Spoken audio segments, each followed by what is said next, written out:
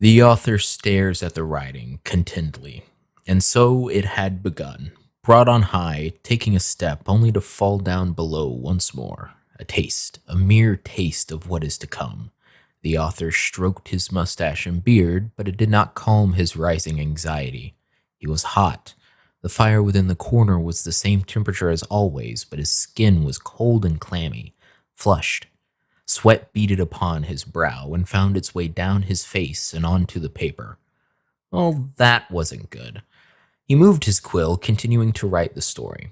He had done what he needed to, a little jump start, as it were. Still, in his heart of hearts, his flesh pulsed. It was still these days. It rarely beat anymore. He had given up long ago on restoring that faculty. He sighed regretfully, having expended yet more of himself as he recorded what happened. The chain of the earth was broken. Well, officially at any rate. Its body once more walked the earth, separate from its will and its power respectively. Those, thank the nine, were still held tightly. Binding principles, they were called. The author harumphed. Well, who was he to complain? You can't make an omelet without breaking a few eggs, and you can't gather artifacts without doing the same. He had arranged for them to be found more quickly in this cycle. It was true. He looked down upon his wrinkled and bespectacled flesh and watched it slowly turn a tinge more gray. He was fading, but there was no luxury to feel doubt or remorse. He had done everything he could, in truth. He smiled softly, remembering the day he took the job. It wasn't really much of an option given the overall circumstances. In a way, he regretted not forcing open the door, and damned the consequences. The new post he held gave him certain abilities. It also gave him more than he could handle, a sacred responsibility. His breath was becoming more shallow, and he wondered how much time he had left.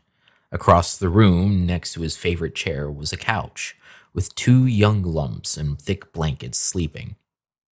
He would have to let them go and walk among the land eventually. He didn't look forward to it happening eventually. Another drop hit the page, but this one wasn't sweat. It was a tear that had managed to slip through his trained mind and fly free. No, he didn't look forward to it at all, especially because it had already happened. He cleared his throat and continued to write and record, despite knowing how everything would end. And so our heroes retreated to a new home away from home, one of many options, a guild back from the dead and into the lion's den, a place of spirits haunted by a spirit, a bath formed of blood and sweat and bathed in the tears of those who came before, a yard where blows lands that are yet to be unleashed, a spell that was learned from a sacred sheath, lost now in a place of life and a sea of drought. The blade remains on display, used to test the faith and to punish the unworthy.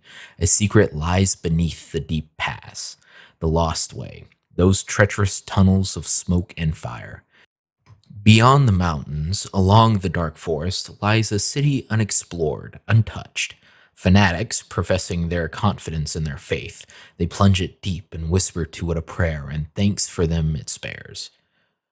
And so the author sets his quill down by the page, the golden light reflecting upon the malted surface, and he looks down at it, the wet spot upon the page. He had stopped writing before he had reached it. He closed his eyes and whispered, as if in a prayer, "Go to the west. You'll find another there." And so the author did what had been lost to all of mankind.